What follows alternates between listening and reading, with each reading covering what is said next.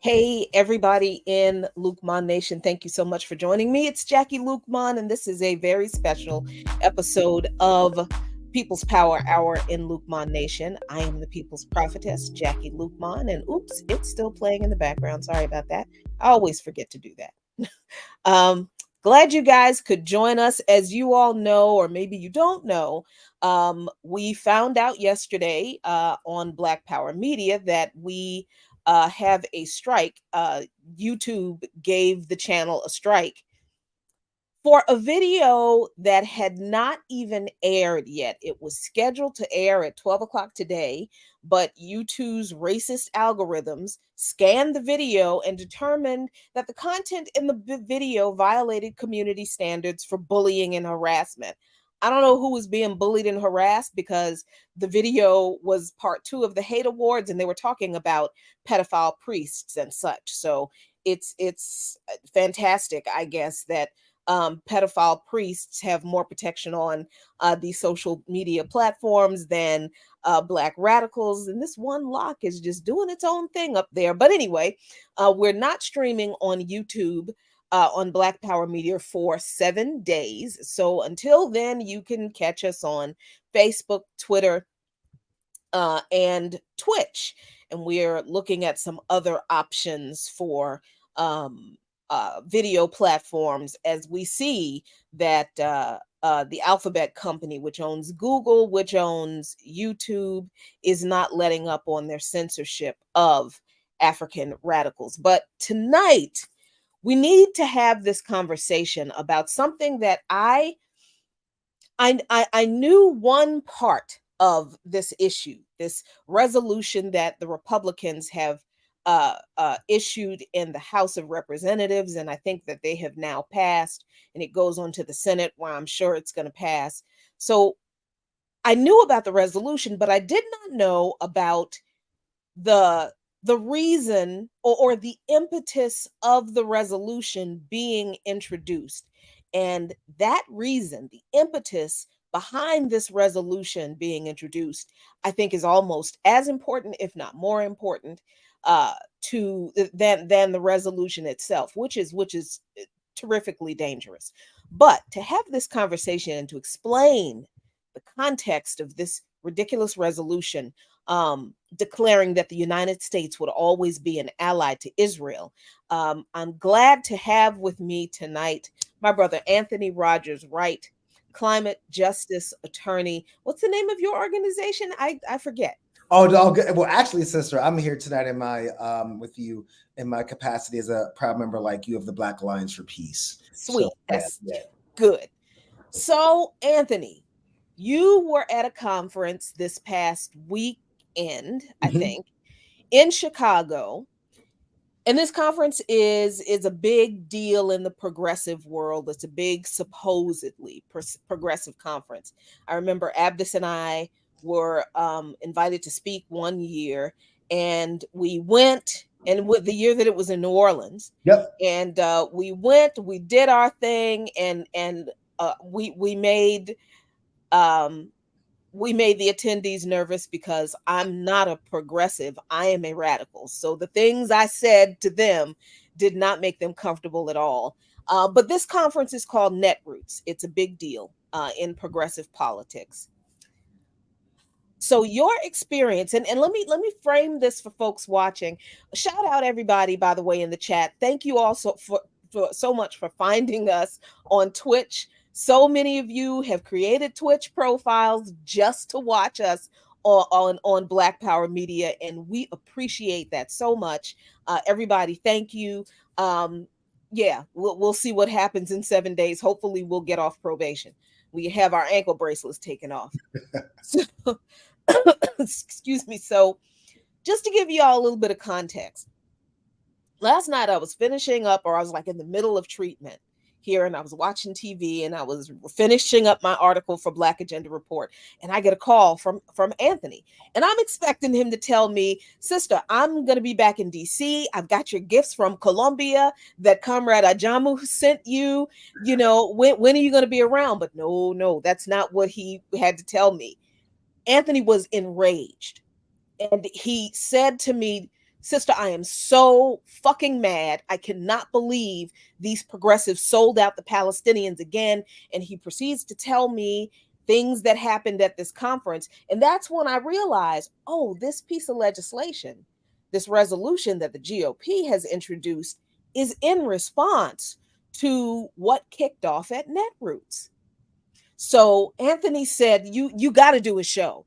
And after hearing what he had to say about what happened in Netroots, I agreed, absolutely. But that's why I'm here to talk about these kinds of issues when they happen, because if we don't talk about this stuff, you're never going to hear about what happened at Netroots and how it's connected to this piece of legislation unless you were there.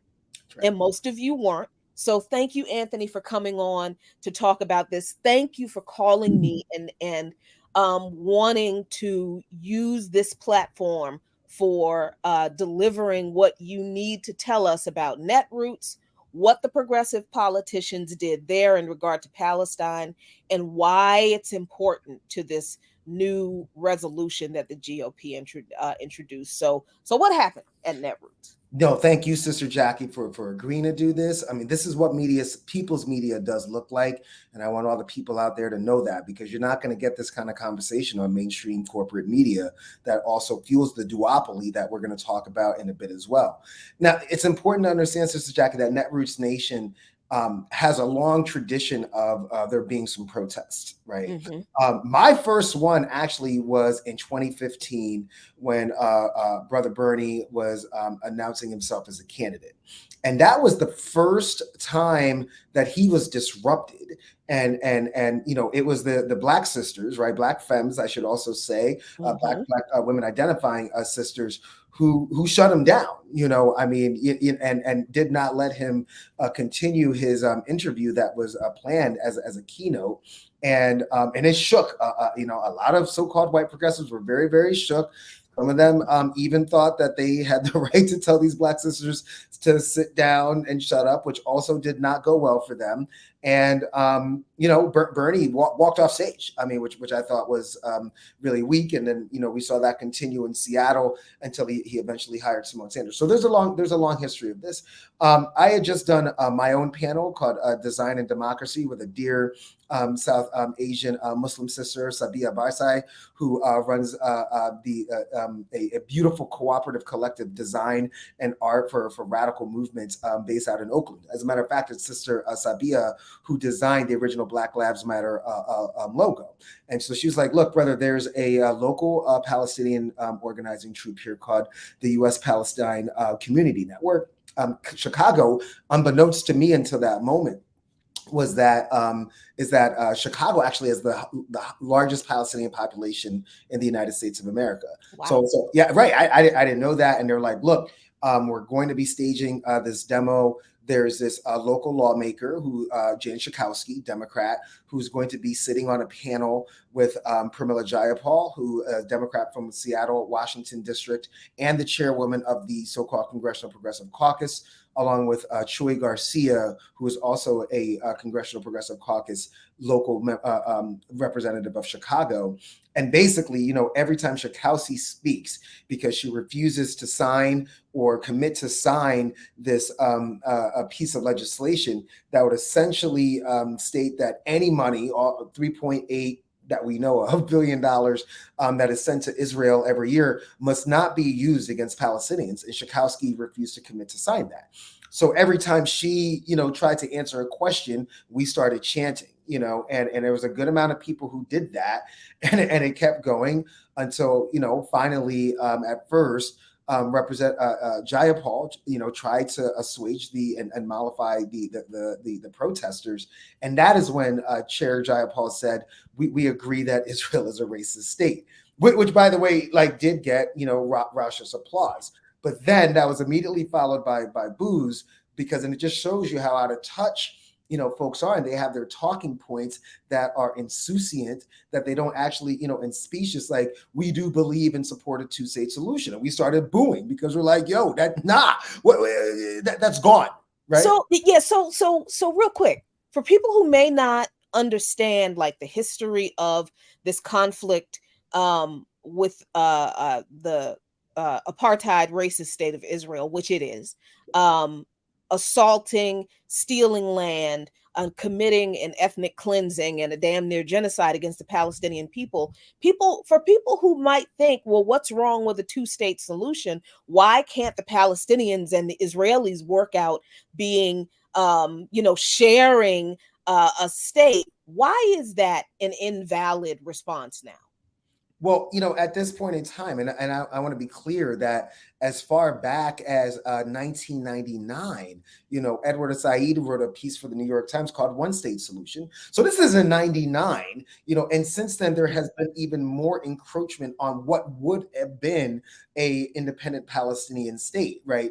Through illegal Jewish settlements. And just to be clear to the listeners, I am a practicing Jewish person, and my solidarity with Palestine comes from my Jewishness, because there is nothing Jewish. I want to be clear about occupation and, as you said, racism and slow genocide of a different people. And if anyone should know that, it's obviously, Jewish people who have definitely experienced atrocities, including the ultimate atrocity that led to the formation of the so-called state of Israel in the first place. Now, because of all this encroachment, these illegal settlements, the referencing to the West Bank and Gaza as Judea and Samaria, which is very, very pointed language. We know what that means, right? That is dehumanizing. That is essentially saying that is not your land.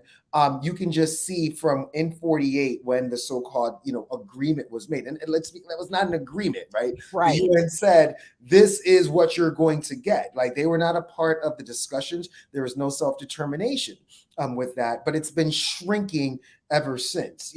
Jewish settlements proliferating in what could have been a two-state, an independent state of Palestine. And then, of course, you also have even the current war criminal adjacent Prime Minister Benjamin Netanyahu, who's being rejected by his own people. We're seeing 28 straight days of massive protests in the streets, tens, 20, 30, if not hundred thousands of people taking to the streets, trying to prevent his judicial grab and whatnot. Him himself saying, as long as I'm prime minister, there will never be an independent state of Palestine, right? And we also know that, like, this is not the goal of most of the Western imperialist like nations, because it would have happened by now. Right? It would. I mean, how is it that they were able to allow for Bosnia and Herzegovina to occur, and the breakup of Czechoslovakia, and all of these European countries, even North and South Sudan now, right?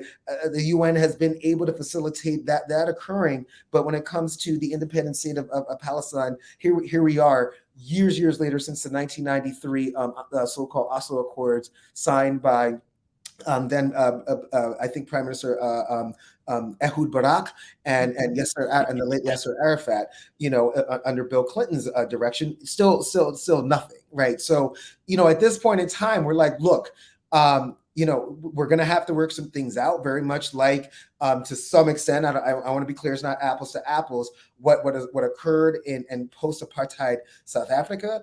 Of there is only going to be one state, and it has to be like fully democratic. And of course, Jewish people need to be safe, and Jewish people need to be able to return there and Palestinian people need to be safe and need to be able to return there and have full voting rights and equal access to resources, education, et cetera, et cetera. And things are going to have to get worked out. Like Palestinians probably shouldn't be forced to serve in the military and things like that. But this idea that there is a possibility for a viable two-state solution is dead, and it was largely killed by the rogue white supremacist nation state of Israel that was very much facilitated by tax dollars of the United States empire. So it's just a talking point now, and everybody knows that, right? Everybody knows that that's just sort of like something that they think can assuage the righteous and beautiful rage of Palestinian people there and in the diaspora, and furthermore, just that they haven't really thought it out. That might work for liberals, but that's not going to work for true freedom fighters and people like you and I, Sister Jacquie, who are in solidarity with a group of people who, whenever we are subjected to the same conditions here in the so-called United States of America, when one of our people unarmed, is assassinated by the state, the Palestinians are always there in solidarity. They don't offer sympathy, Sister Jacquie. It's empathy. It is empathy because it's like, no, we feel what you're going through, right? Which is why, many of our people from of course, the great Angela Davis and so many more, we'll talk about Dr. West's statement in a moment, feel that solidarity as well. What we haven't seen, unfortunately, is a true progressive movement that has made this an issue that is inexorable. That if you don't solve this, if you don't have a really good analysis on this, you must not consider yourself a progressive, and therefore you do not get the backing and the organizing power of the progressive movement. Yeah, and to be clear, the comparison to South Africa is not a tacit approval of how the solution in South Africa has turned out, No, particularly for South Africans. no, It's right. just an example of how the kind of solution politically that could happen in breaking down an apartheid state. People have to have full democratic access in that state on paper, if we're talking about what really happened in South Africa, right? That's a That's whole right. another conversation. That's right. But right, that so this is not like a tacit approval of, yes, South Africa, the way they did it was the way to go. No, it is a comparison because South Africa was also an apartheid state, or it's more accurate to say that Israel is imposing an apartheid state on Palestine the way South Africa was an apartheid Oh state. no, Okay, so it's really interesting. And the reason why it can happen, like you said, the state of Israel doesn't have a constitution. Okay, it does not have a constitution. So that to me, as messed up as that is, does open the door for even more possibilities for a mutually like ethno state. And being able to therefore come together with the Palestinian people to figure out what can this state look like, and what are those rights going to look like, so you can literally start from scratch, in dignity together. So I think that's really, really important. And then also what I was going to say, when you just like laid that out, we got to understand that the tactics that Eretz Israel is using against Palestinian people were learned, unfortunately, with the same tactics that the butcher, a criminal Adolf Hitler used against them. And Adolf Hitler learned about those tactics from the United States and how they dealt with our indigenous siblings. So, it's a very toxic history repeating itself. And this, it's what hurts me the most as a Jewish person. I mean, we have all the receipts of what Adolf Hitler did, ghettoization, starvation, and whatnot. And we know that, to that end, how can you watch those videos that we've seen of how y'all were treated, right? And then impose that same thing on another group of people who, by the way, biblically, if you're going to use the Bible as your basis for why Israel, those are your cousins. Come on, they come from Abraham, from Abraham, Esau, and those are your cousins, right? And you're so like Palestinians. Let's be clear. are Semitic people. Okay. Thank you. Yes. Palestinians are Semitic people. And then the last point I want to make is that, like, what you'll hear a lot, oh, there's, like, Arabs living freely in Israel. We're a multi-racial, nation. But just like South Africa, where it was also a multiracial nation, who controlled the economic and political power? Largely white people. The Ashkenazim, or Jewish people who tend to be white presenting and of Eastern European descent, are the ones who tend to be in power in Eretz Israel, are the people who have, the economic power. And don't tell me that Israel's not a racist state. Go speak to an Ethiopian Jew. Go speak to an African living in Israel. And I will say, like, the times that I've been there, and I'm not trying to be hyperbolic. You know me, I could be hyperbolic. There were times where I felt safer in Mississippi than I did in some parts of Israel because of the profound outwardly anti-blackness. They have an N-word equivalent there in Hebrew called Cushi, right? And heard that many, many, many times when I was walking around. And by the way, we will get into it more. The president, Isaac Herzog, who just addressed Congress today, he's against interracial and mixed couples. He said it's a plague. He referred to it as a plague. So this idea that there's not racism and Israel is not a racist state. It's being said by the same people who tend to say the same thing about the United States of America, that the United States of America isn't a racist state. But we're going to get to, I know you have more questions about what is really driving all of this, right? Yeah.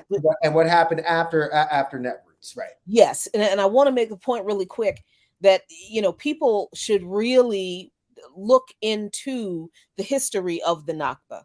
The history of the partition of Palestine, and what the government of Israel did to Palestinian Jews, right? Palestinian Christians. There's a whole, and the whole biblical thing, that's a whole nother conversation, brother, because you and me could, like, come on, you people, the European Jews are not the Hebrews of the Bible. That's whether you believe it or not, they're not the same people. They're literally not the same. But anyway, that's a whole nother conversation. Okay, let's get Netroots. What happened at Netroots? Okay, so I mean, there are. I mean, and I want to say, I know people who put that conference on, people like my dear sister Mary Rickles, who were, I think you met Mary as well. Mary always really trying to figure out how to make the conference better. When I posted my, apoplectic post on Facebook, Mary was the first one to reach out, like, yo, like, I'm sorry I didn't get to see you this weekend. I was all over the place. What happened? I want to talk to you and break it all down. And I was like, look, like, as the protests like continued, and it was obvious that it wasn't going to stop, the person who was leading the panel or acting as the moderator, this a gentleman from Daily Kos, who's the founder of it, I can't pronounce his last name, a millionaire from San Francisco, was being very condescending to these folks, saying things like, you've been heard, congratulations on your nice protest, you know what I'm saying? And it's just like acting like this was some sort of like, a liberal pink hat wearing affair, right? Like where it's not people who are literally talking about something that's life and death for them, like putting their whole heart into it, and just like, okay, it's another protest, run along and let's get on with the show, as if that wasn't important. And then, like, worse yet, Sister Jacquie, they brought a brother on stage to try to curtail everybody who had just spoken about the need to have difficult conversations, a brother from DC whose work I very, very much respect. But I'm like, yo, like, why are you allowing yourself to be used by this white San Francisco millionaire, right, who is obviously trying to just use, tokenize you. You allowed yourself to be tokenized by this person. Keep it in mind, they don't pay you to go to Netroots. Even if you are a speaker, you have to pay. They have scholarships. I want to be clear about that. But you have to pay, like everybody else, right? You don't get a discount just because you are a panelist or anything. So why would you allow yourself to be used that way? And then we're going to get into, well, like, what happened next, because it turns out there are a lot of people who look like that brother, black and brown, who allowed themselves to be used by the Democratic Party to condemn Chair Jayapal and what happened after that. But pretty much, we were able to get about half the room to walk out with us. And then like just started chanting in the hall so loudly that they still couldn't continue their program. And by the time it was all said and done, they probably got like 8 minutes of their panel in before it was over. And that was that. So from a weak statement of support for Palestinians. Now, and I just have to, I think I have to say on the record, saying that Israel is a racist state and is an apartheid state, that's not enough for me. Yep. For me, that's the floor. There it is. That is the floor, because that's just like because it is obvious.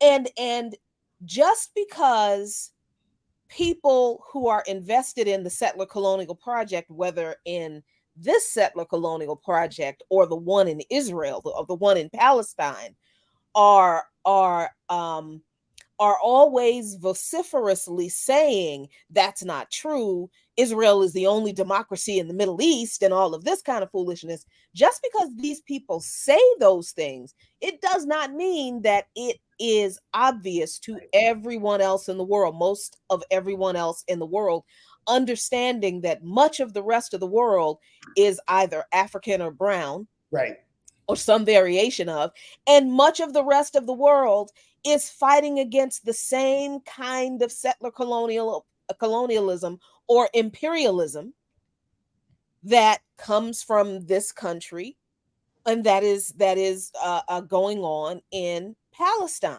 That's right. So when I say that Israel is a racist and settler colonial apartheid country, yeah, it's obvious because I'm an anti-imperialist, which means it's obvious to every other anti-imperialist. It really is, because and it should be obvious to Africans, or I can't even really call them Africans because they're not African Americans, yeah. Because of the fight, the very valiant and noble fight to destroy apartheid in South Africa. Like how do you, and we'll talk about the Congressional Black Caucus and these Black political folks on Capitol Hill caping for Herzog and Israel all the time. So the statement that, we all agree that Israel is a racist state, that's the floor. That's the least you can do. But if you have an opportunity to raise up the issues of not just land theft, which is a big deal, settler colonialism, that is a big deal, but the pogroms of ethnic cleansing, the violence against people, that needs to be we're beyond making statements in solidarity with people. We need to be taking over whatever platform we have, if we're truly in solidarity with Palestinian liberation, and enumerating the crimes of the state of Israel against the Palestinian people that are funded by the United States government. So absolutely. No, since you hit the nail on the head, Sister Jacquie, like, it's obvious that Benjamin Netanyahu should be playing table tennis or cards with Charles Taylor and Slobodan Milosevic in The Hague. Right. I don't know if Milosevic is still alive, so check me on that. Charles Taylor is still alive, also a butcher of Liberia, a butcher of African people. And we have to ask ourselves the reason why that's happening. And you're absolutely right. That the statements aren't nearly enough. And that's why this was a woman-led protest at Netroots. We're like, no, like we're not done. Like, not enough, not enough to say, we'll talk to you after this panel is over. You don't get to have this panel and pretend that we're not here, and pretend that right now there aren't a Palestinian people being killed. And by the way, I do want to say that you and I are people of love. We don't want anybody to suffer and die, but by not fully addressing this issue, this issue of massive injustice and immorality, it is making many Israelis unsafe as well. Okay, being there is tense all the time, Sister Jacquie. You walk into a supermarket, you got to get bomb screened. On a bus, you got to get bomb screened. In a club, going to the beach, and it's just like, is this worth it? You know, is it worth it to live like this? Is it worth it to live where you need a $1 billion Iron Dome? You know, you know, and what do you really think that the end point of this is going to be? There's so many connections. You know, that's the same mentality that we pay to Israel is the same mentality being offered to this feckless, myopic, useless war in Eastern Europe regarding Ukraine. We're just going to keep serving munitions, including now cluster. I will say this about Israel. This is how horrible Biden is. I will say this about Israel. Even Israel doesn't use cluster munitions against Palestinians, Sister Jacquie. that's saying a lot. And that's saying a lot. Yo, like wow.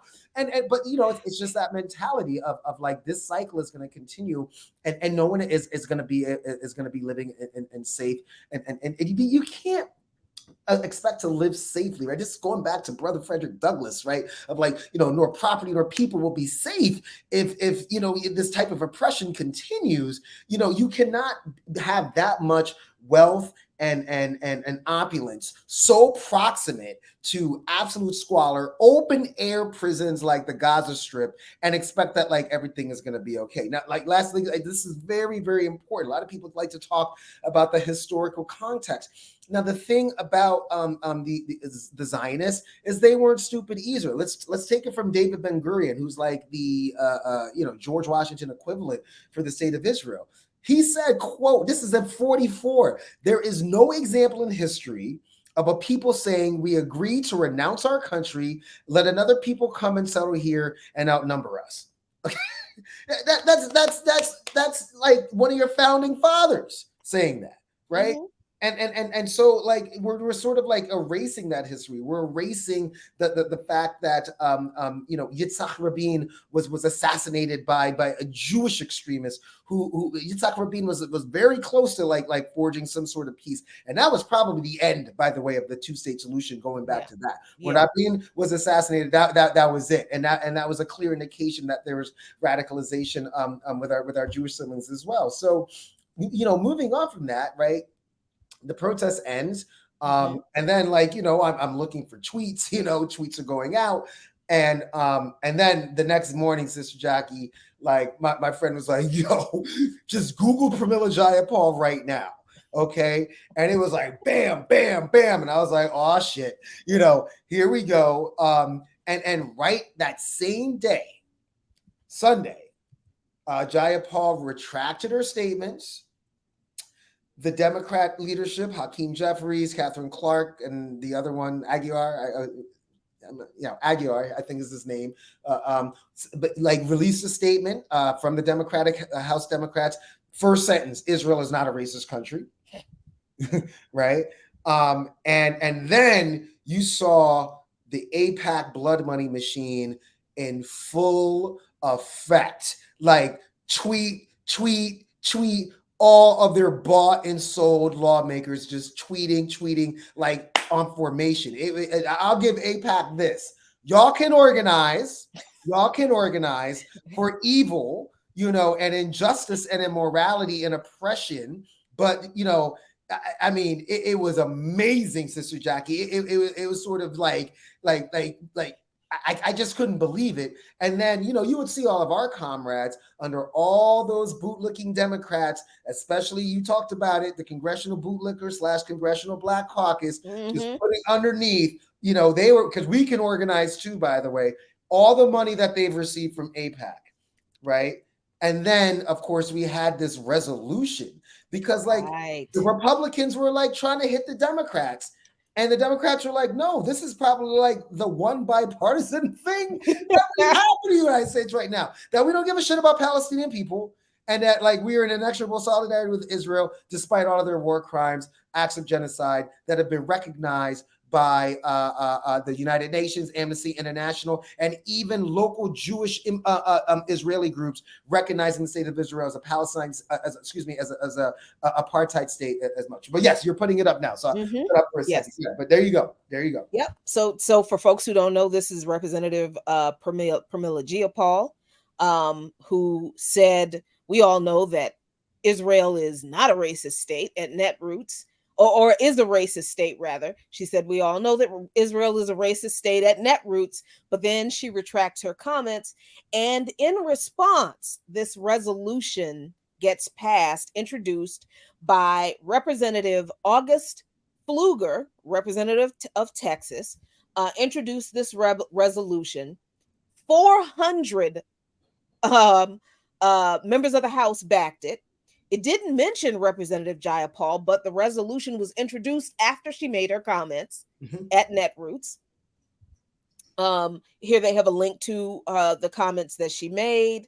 Jayapal, in retracting her statement, said, because she is the chair of the Congressional Progressive Caucus, in walking back her comments, she said that her comments were aimed at Israeli Prime Minister Benjamin Netanyahu and not the state of Israel. She said, I do not believe the idea of Israel as a nation is racist. I do, however, believe that Netanyahu's extreme right-wing government has engaged in discriminatory and outright racist policies, and that there are extreme racists driving that policy within the leadership of the current government. That's partially true, but it is also true that Israel is a racist state because Zionism is white supremacy. It is. It's a British construct. I mean, let's be clear. Balfour Declaration, right? Like Balfour is not a Semitic name, right? This is always about breaking up the Ottoman Empire, which obviously majority Muslim people taking over that region, breaking it up into what we know now: Transjordan, Iraq, Qatar, Saudi Arabia, Iraq. This is all British construct. All British construct. You're absolutely right. Yeah. So the Democrats, of course, have supported this, as you said, Anthony, this resolution. And I'm sorry, we didn't look at what the resolution is. No, that's not it. Where is it? So, I mean, essentially expressing the sense of Congress supporting the state of Israel, like it's not a racist state and it's not an apartheid state. That's essentially what it is, right? It's not binding law, and right. Yeah, as you said, I think 419 yay votes. There might have been one who voted present, which, by the way, is a cowardly thing to do. It's a cowardly thing to do, right? It is. It is the excuse politicians use to say, well, I voted, but I didn't vote yes. Yes. And even people we love, to be clear, have pulled that tactic before, or people who have been a little, we'll just say, interesting as of yet, part of the New York delegation. But I do want to list, like, call them by name, the 9 Democrats. All people of color, all people, not one white Democrat voted no. So we do want to say thank you to Jamal Bowman. I call him Boogie Down Bowman here in New York. Representative Cori Bush out of course, St. Louis Ferguson area. Andre Carson, ACBC member. I'm from Indiana. I was like, okay. I was surprised at Bowman, actually, but. Yeah, I mean, Bowman's going to get a lot of pressure, from this very, very Jewish district. Okay. Summerlee, the new sister out of Pittsburgh, Pennsylvania. Ocasio-Cortez is our name. Ilhan Omar, of course, from Minneapolis. Ayanna Pressley from Boston. Ramirez, and I'm not sure who that lawmaker is, so I apologize, Representative Ramirez. And then, of course, in my opinion, the most radical of the so-called squad, the dear sister Rashida Tlaib, out of Detroit, who when she gave an impassionate speech on the House floor, I've met Sister Tlaib. I've been in the streets with Sister Tlaib. The sister is never at a loss for words. She can speak with power, conviction. You could see the emotion, Sister Jacquie, of just like I can't believe that we're I'm here having to vote for this right now. This is so ridiculous when we know about the atrocities. But the vast majority of the Congressional Black Caucus, vast majority of the Congressional Progressive Caucus, vast majority of the Congressional Hispanic Caucus, people like here in New York, Richie Torres, who's Puerto Rican, who's Afro-Puerto Rican. I'm like, bro, how are you going to vote for colonization when your people are colonized, bro? Right? Or even my sister, Yvette Clarke out in Brooklyn, Jamaica. sister. Jamaica, like you are people who should be in an unbreakable solidarity with people who have been colonized as well. And then like listening to their speeches in support of the resolution. But I want to be clear. Those were not floor speeches and statements of support, Sister Jacquie. Those were paid advertisements brought to you by AIPAC, the American Israel Political Action Committee, who seem to have more power over the Democrats than the NAACP and the Urban League and Jesse Jackson's former group Push, the climate community, even organized labor, right? Doesn't have as much power as a political action committee whose entire premise is not to promote domestic United States issues, but those of a foreign nation. Oh, right there. We have an entity that represents the interests of a foreign government giving money to U.S. politicians. Lots of money. Lots and lots of money to U.S. politicians. And meanwhile, the same government law enforcement agency, the top law enforcement agency, is trying to indict the African People's Socialist Party for what? Wow. For what? Wow. For what? Talk about being influenced by a foreign government. Exactly. If I'm yelling, it's because I'm mad. I've been in a funky mood the past like probably a few weeks. It's a combination of grief and just it's hot and it's hotter than it's ever been before. Yeah. And grief and the medical stuff. And I've just been, so this is just, I feel like we are at one of those can't miss critical moments in the history of struggle. That's right. Of oppressed people in this country and around the world. And I feel like it is our job, and maybe it's just me being in my head, which I am sometimes, thinking that I have, this great mandate from the ancestors that was, delivered to me by Abdus Lukman and, that kind of stuff. And this is his legacy. And yeah, I get all in my head with that shit. I think it's true, but I mean, but I can't, there's no way that I can't know those connections and those contradictions and that hypocrisy that this government is trying to convict African radicals for allegedly being influenced by a foreign government that is Russia, but is at the same time people who are supposed to be officials who are elected allegedly by the people in this country to represent them and their district's interests in Congress are taking money from an agent of a foreign government and influencing public policy. That's right. And again, both of these parties, because now we've got to talk about the brother scholar, Dr. West, who is the only candidate for president. I think it's really, really important. We don't paraphrase a brother like Dr. West. We go verbatim. Right, yeah. Because if you paraphrase, you're gonna miss something. We go verbatim. Either interesting, funny, or very important. That's right. The U.S. congressional resolution on Israel is a sham. The painful truth is that Israel, the Israeli state, like the USA, has been racist in practice since its inception. The founding of the Jewish state in response to the indescribable evil of the Holocaust against Jewish humanity produced dispossession and domination of Palestinian peoples.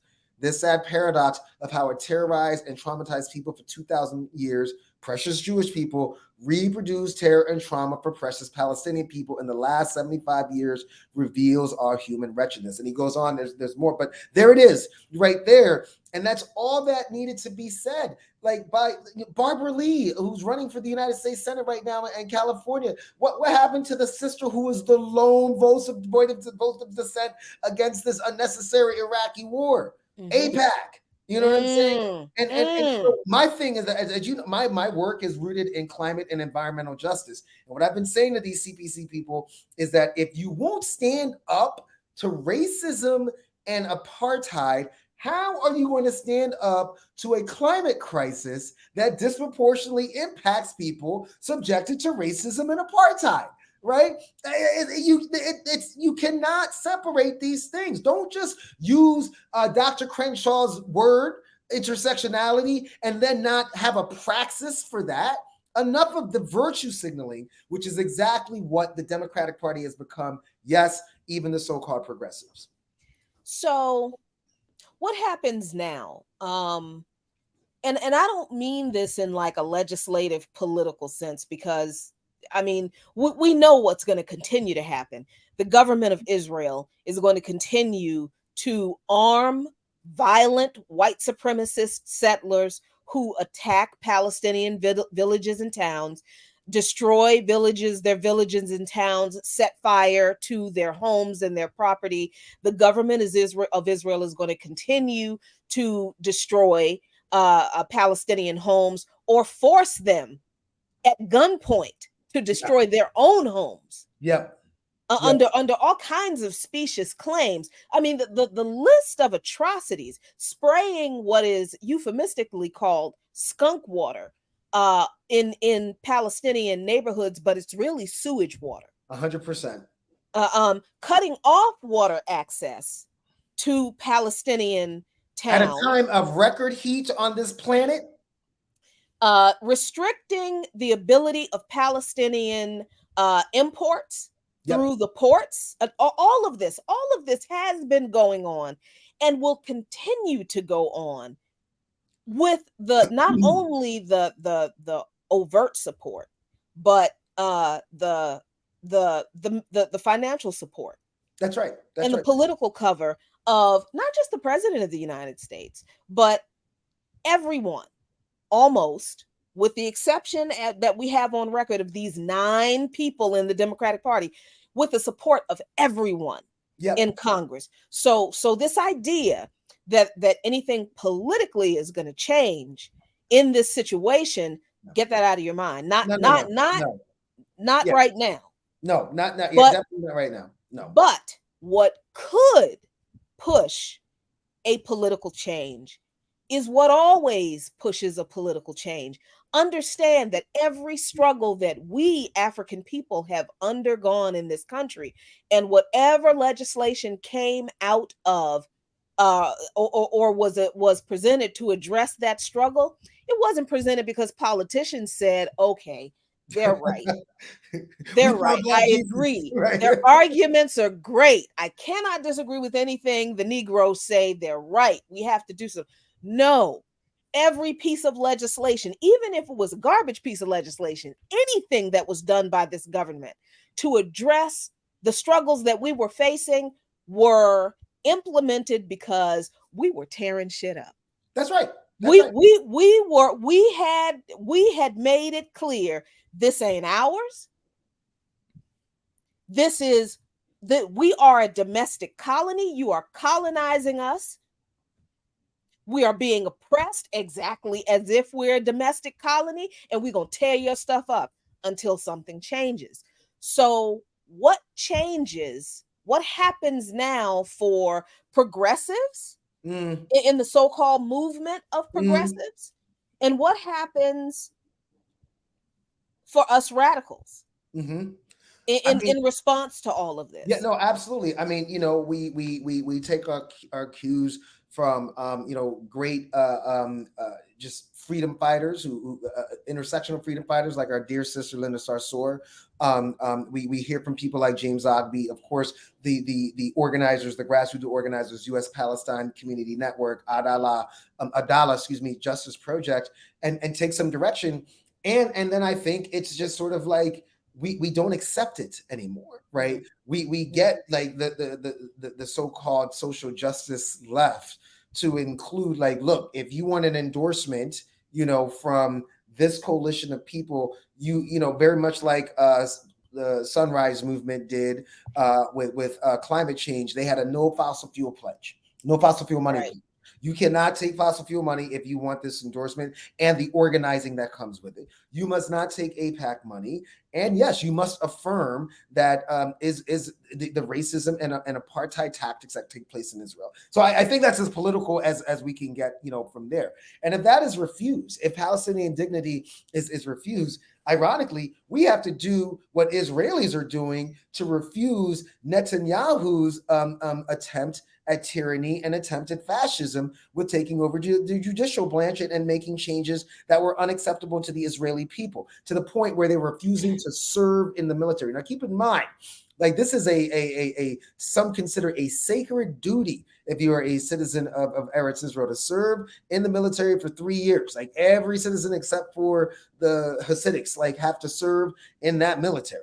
That is considered sacred. So they're not even doing that. You have factories shutting down, universities shutting down. What would it take to get that done in the United States of America? And including that in our larger analysis as it pertains to anti-Blackness, as it pertains to economic inequality, obviously the climate crisis, inequality faced by Black, Brown, Indigenous women, missing and murdered Indigenous women, Cop City, the way that the environmental community is about to turn Indigenous communities into a new generation of economic and energy sacrifice zone for their critical minerals to drive Teslas in Marin County and whatnot. Like, just to say, why do you think, I ask, Biden could get away with building that Willow Project on Alaska Native land, or allow Joe Manchin to coon him out and get his Mountain Valley Pipeline, and for the Dakota Access Pipeline to even be built, because we allowed it to happen. So I think that the answer to your question, first, we have to ask ourselves some questions of what, we're willing to do, not to, be reductive of it, right? But you remember that movie, The Untouchables, right, with Sean Connery and Kevin Costner? Mm-hmm. What are you willing to do? How far are you willing to go to stop Capone? And what's not going to help us is what's not going to help. And this is why we love BAP so much, right? We're not no nonprofit. Right, we're a movement, we're formation. The nonprofits are not going to be able. They are not designed for transformation and revolution, right? Because as long as you're taking money from those alabaster puppet masters that are no different than AIPAC, they just have different ideas for what they want to do. There's always going to be limitations. Right. So my brother Jamu was like, we don't take that corporate money because no compromise, no retreat. Exactly. And that means exactly what it says all the time. Yeah, you made a job, and you know that too. So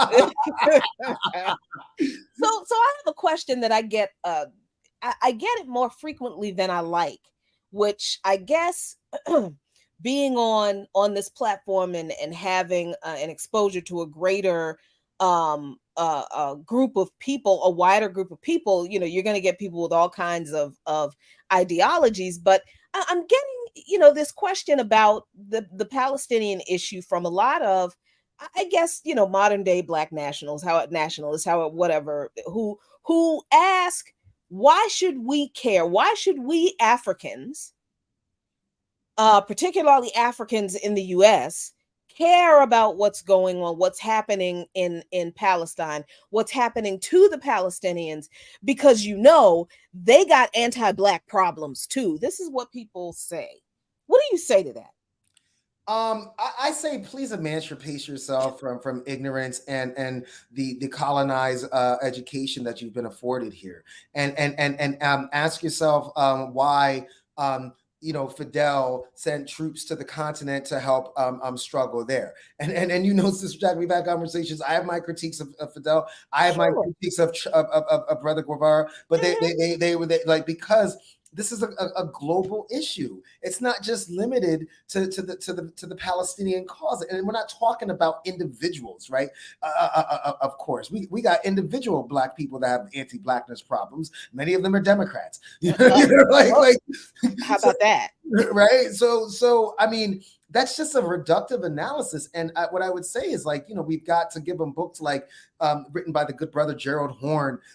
That's my latest assignment from Ajamu, by the way. That's my latest assignment for brother Ajamu. Robert L. Allen, who you just mentioned, domestic colonialism, Black awakening, capitalist America, and then of course like Asada Shakur and all of that. Of just like, where are you getting your analysis from?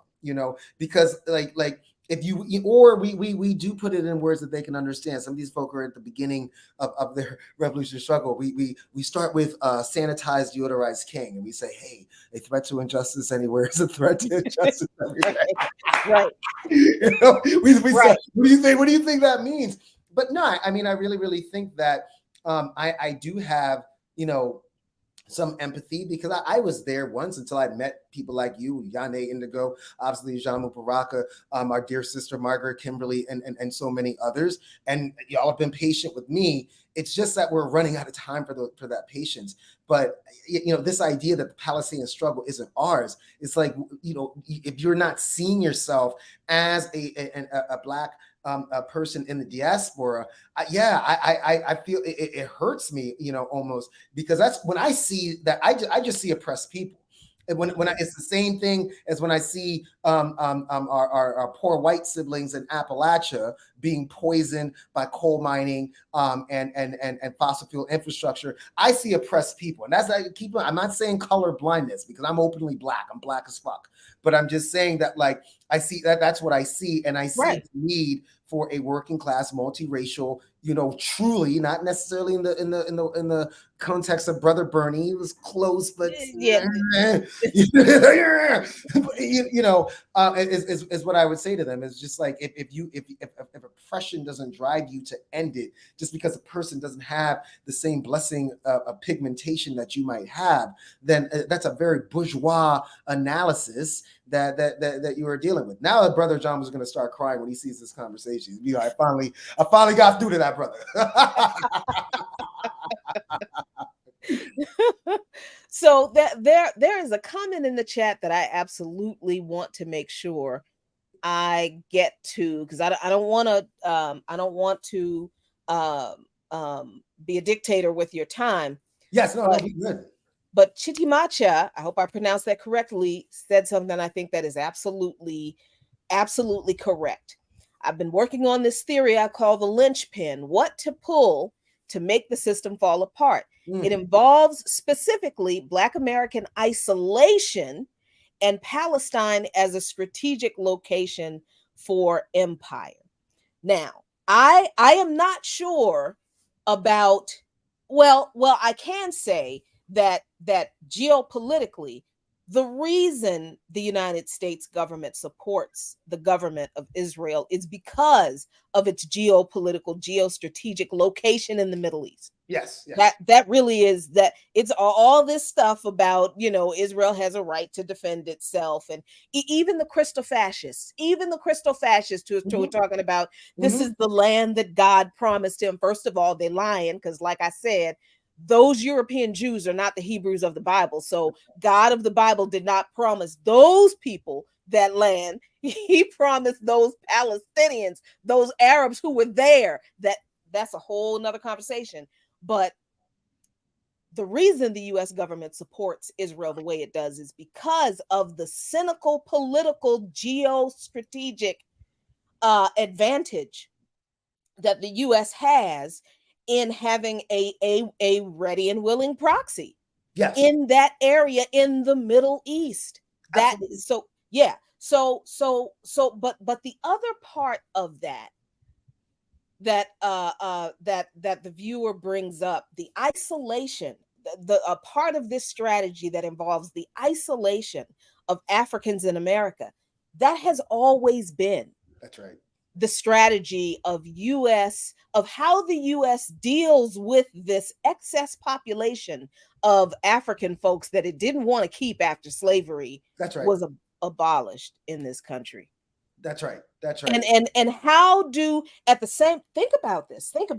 At the same time, the United States government was spreading and upholding the Monroe Doctrine around the world, and overthrowing or trying to overthrow left-wing people's progressive socialist movements in the Americas, Central and Latin America, in Cuba, in Venezuela, in African nations, At the same time, this government was trying to keep this excess population of African descended people from figuring out, oh, we're connected to them. Every single one of them, all of those people in all of those countries. The fights of these people in El Salvador, in Guatemala, in Nicaragua, in Colombia, in Chile, in Zimbabwe, in Azania, otherwise known as South Africa, in Tanzania, IAT, in Cuba, in Venezuela. We are connected to every single one of those people's struggles for two reasons, probably more than two, but for two that are just really easy to grasp. Number one, we're everywhere in those countries, right. Everywhere. I have to tell you that one of the greatest, and I'm not even ashamed to admit it, because I was born and grew up in this imperialist system. So I only knew what I learned in this system. So I didn't know that Cuba is black as fuck. Right? Right. I didn't know that Cuba is black as fuck until I got off that plane. Right? Same happened to me in Colombia. I was like looking at Africans, like I was like, that's my auntie. I was like, but they just speak Spanish. I'm getting off the plane in Cuba, and I'm like, wait, these are all my. Yeah. And the only reason they knew that I was not Cuban was when I opened my mouth. That's right. And did not speak Spanish. That's right. That's right. And I would say in that same regard, we can add our indigenous siblings the world over as well. Our liberation is 100% tied with theirs, as our dear sister Tara Hauska says like all the time. And you know, yeah. So that's I think you also answered the siblings question about, you know, why should I care about, you know, what's happening in Palestine? Right. And that was just you know, that's just one reason. Wherever Nicaragua, black. Oh yeah. Oh yeah. Black. Venezuela, black. Come on. You understand? Come on. Yeah. El Salvador. Yeah. Wherever there is a struggle of people against neoliberal, fascist or proto-fascist or whatever you want to call it, US-backed puppet governments and movements, I guarantee you that you will find African descended people, indigenous people in that region, and women. Yep. All in all of those struggles wherever they are. And then the other reason we were never supposed to find out that we are connected to those people is because, and it is an active campaign by the federal government on many levels under every single president to keep us isolated in this thing called Americanness, which we do not have, which has not been conferred upon us. We are not American. If we were, we would not still be fighting for voting rights that are supposed to be enshrined in the Constitution. If we were Americans, we would have we would have equal protection under the law that the 14th Amendment was supposed to grant us. But how come the police can pick us off on the sidewalk, being judge, jury, and executioner, and just say, I feared for my life? And the courts will say, well, they were well within their rights to do that. We don't have the rights that the Constitution of this country allegedly conferred upon Americans. If we did, we wouldn't be fighting for them still. I mean, what you can kind of say is like, at least the Israelis are hypocrites because they don't even have a constitution. Exactly. You got people in this country, well, the Constitution said, no, that's y'all rag. That's y'all rag that we don't know. But the other reason yes, that this government has always wanted to make sure that we African people in this country are more connected to Americanness than Africanness is because what this government does in every other country around the world, it actually does to us. Now, today is the anniversary, the 44th anniversary of the Sandinista Revolution. All right.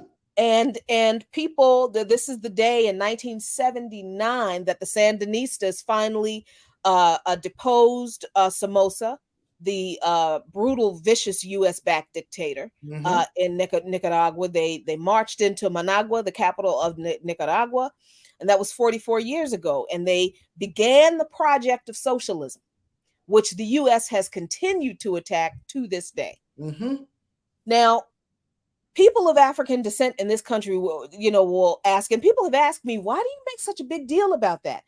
And because I make a huge deal about that. The Sandinista revolution is a huge deal because people don't understand just how connected Black people in this country are to the Sandinista revolution. That's right. The economic, the mental health, the substance abuse issues that we continue to face in our communities, in our working class and poor communities, directly connected to this government trying to destroy the Sandinista revolution. Crack cocaine is a direct result of the U.S. government either turning a blind eye or facilitating the Contras, the forces that were opposed to the Sandinistas in Nicaragua, selling cocaine to the U.S. so they could raise money to fight the Sandinistas on behalf of the U.S. government. So you can't tell me that there is no connection between the struggles of African people in this country and the struggles of every group of oppressed people fighting U.S. imperialism around the world, because I bet you I can find a connection to some way our people struggle here because of what this government is doing to them over there. That's right. That's right. Well, sister, speaking of which, got to get to my next and then heading up to Vermont, as a matter of fact, to go see our sister Yane, make sure everything's good up there with our people. Yeah. Some climate related storm, but I just gotta like express my love and appreciation and how much I cherish you for allowing these real conversations so soon after they happen. And we're probably going to be talking about this some more, but it's our duty to win, and it is our duty to show inexorable, unwavering, and ubiquitous solidarity with the Palestinian people and all oppressed people across this globe. Absolutely. And, this is, as you said, this is what people's media is for. If we're not talking about what the people are engaged in struggle around, then what am I even doing here? I appreciate you for making the call and asking for the platform to be yours. It's always here for you. I know you got to go. Give Yane and her dear one a big old hug for me. I sure will. Yeah, I got to get up there one of these days once all of this stuff is resolved. Yeah, which will be soon. And thank you. And we got to get you down to Cali too. So I know, because our boss was like, before I let you go, let me tell you what your friend told me. I said I should be getting news about the transplant, hopefully within a couple of weeks, and this was a few weeks ago. And he was like, well, if you're going to have this transplant surgery in August, then you should be over here back in Cali in October, right, sister? Yeah, that's how he goes. That's how he does. I'm like, how you gonna set my travel itinerary without taking into account, months and months of recovery? That's right. That's how we do. Yes. But that's how we do, we're family, and distance is nothing when we're family in the struggle. So thank you so much, Anthony, for your time. Yes, much love. I'll be in touch with you soon. All right, appreciate you. Love you. Peace. Love you too. All right, y'all. So I hope that was edifying. I hope you learned something new. That's always my goal whenever I do a show. I have fun and all that kind of stuff, and everything might be all shits and giggles and laughs and jokes every once in a while. But I ultimately want you to learn something you didn't know. Maybe consider some things in a way that you hadn't considered them before, and maybe decide to become more directly engaged in the struggle for all of our liberation and freedom if you are not already. Because here's what I do know. And I believe this with everything in my being. If you dare to struggle, you dare to win. But if you don't dare to struggle, not only will you not win, you don't deserve to. So thanks so much, everybody, for catching up with us on Twitch. You can watch this replay on Facebook on Black Power Media, Black Power Media's Facebook page. You can also watch the YouTube on my Facebook page, the Luke Mon Nation. I'm not sure about Twitch. I don't know how they do things. I don't know, whatever. And you could also watch this replay on Luke Mon Nation on YouTube, which has not been given a strike yet. Fingers crossed. I should see you tomorrow on the Remix Morning Show on Facebook, Twitter, and Twitch, and no YouTube until next week. But until then, y'all, peace. If you're willing to fight for it, as always, be good to each other, be good to yourselves. A luta continua, the struggle continues. But I promise you, if you continue to struggle, Victoria asserta, victory is certain. Peace, everybody.